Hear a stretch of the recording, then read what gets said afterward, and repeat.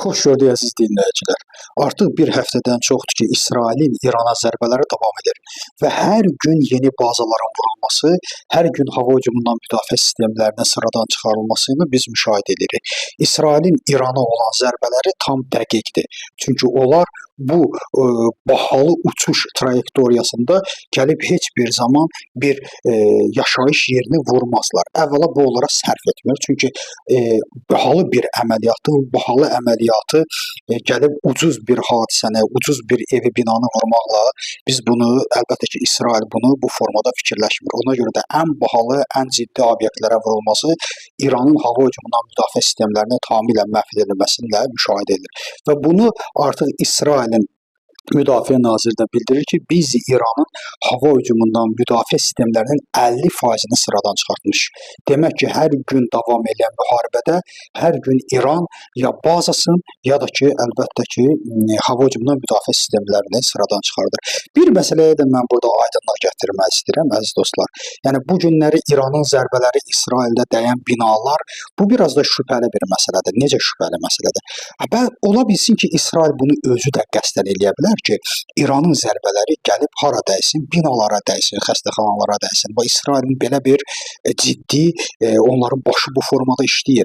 Xatırlayırsınızsa 7 oktyabr hadisəsində İsrail sanki Həmasa özü icazə verdi ki, buyur, vurursan vur və göstərdi bütün dünyaya, elan etdi ki, bax görürsən, mənim müharibə etdiyim qüvvə terrorçudur və insanları öldürməyə odaqlanmış bir qrupdur. Və bu günləri İranı da əslində o formada göstərmək olar. Əlbəttə ki, biz bunu bilmirik. Amma fikirləşirəm ki, İsrailin xüsusi kəşfiyyatı bunu bu formada fikirləşə bilər və binaların dəyilməsi məsələsində necə deyərlər, dünyaya nümayiş etdirsin. İkinci bir məsələ. Bu məsələdən istifadə edən insanlar var ki, bildirirlər, baxın İsrail necə dağıdır, baxın İsrail necə sökür. Unutmayın ki, obyektlərə, insan yaşayan sivil yerlərinə, xəstəxanalara, məktəblərə düşən hər hansı bir raket heç vaxt dövləti sarsıda bilməz. Onu ən yaxşı nümunə buna, mən sizə sadə bir nümunə verim. Azərbaycan 44 günlük müharibədə demək olar ki, Tərtər rayonu yoxdur. Orada yaşayan qardaşlarımız çox gözəl bilirlər. Xatırlayırsınızsa ki, Bərdənin mərkəzini vururdular. Xatırlayırsınızsa Gəncədə neçə binanı, yaşayış binasını məhv etdilər. Amma bu bizə daha çox dünyaya nümayiş etdirməyə yaradı ki, baxın, görün, biz kimlə müharibə aparırıq? Bizlə müharibə aparan Rusdur. Rusdur və Rus tinəti bugün Ukraynada da eyni işi görür. Yəni, necə ki, Azərbaycanı sarsıda bilmədilər, onun tərtərinə, onun yaşayış yerlərini vurmaqla, həmçinin də İsraili bu formalı hücumla heç vaxtı sarsıtmaq olmaz. Bu günləri artıq bütün niyyət Fordo nüvə stansiyasına çevrilir. Fordo nüvə stansiyası kifayət qədər gizli saxlanılan bir nüvə stansiyasıydı və o nüvə stansiyası dedikdə bilirsiniz ki, biz atomu zənginləşdirildiyi yerdən gedir. 80 metr, 100 metr dağın dibində olan bir şeydir. Qum şəhərinin cənubunda yerləşir. İkinci bir məsələ, Çin köməyə gələcək. Bax, bu məsələyə də istəyirəm mən bir aydınlıq gətirəm və bitirəm. Çin kimə köməyə gələcək? Çin necə köməyə gələ bilər? Bir anda fikirləşin. Bu müharibə distansiyon müharibədir. Bu müharibədə canlı qüvvələr iştirak etmir.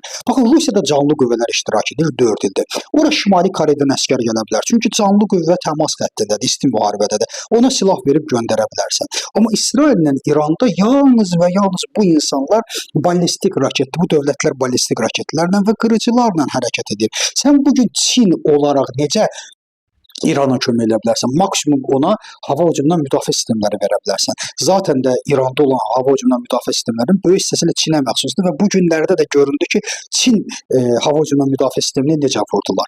Yəni, bugün Çin özündə biabır eləyə bilməz, bilirsiniz. Çünki İranla İsrail müharibəsi təmas xəttində deyil.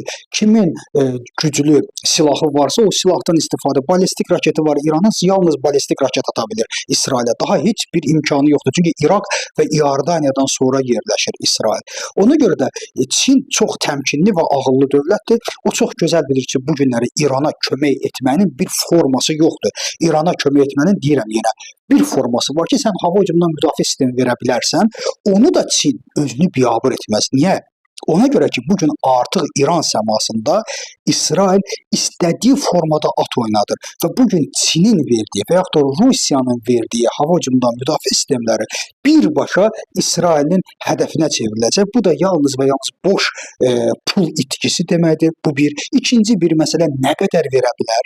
Baxın, 4 ildir müharibə gedir Ukraynada və Ukraynanın səmasını qorumaq üçün cəmi cümlətanı 7 dənə Patriot 4 il ərzində verə bildilər. 4 dənə, 7 dənə Patriot verdilər 4 ilə. Və bu gün Çin nə qədər hava hücumundan müdafiə sistemi verə bilməlidir ki İrana? Nə qədər? 100 dənə, 200 dənə, hansı marağa, hansı gəlirə görə? Ona görə də Çin belə bir addım atmaq imkanı yoxdur və ona görə də biz bu günləri artıq dünyada böyük bir narahatçılıq hiss edirik. Çin özü də çox narahatdır, çünki Çinin ən vacib müttəfiqləri olan Rusiya və İran çökdürülür. Təşəkkür edirəm diqqətinizə görə.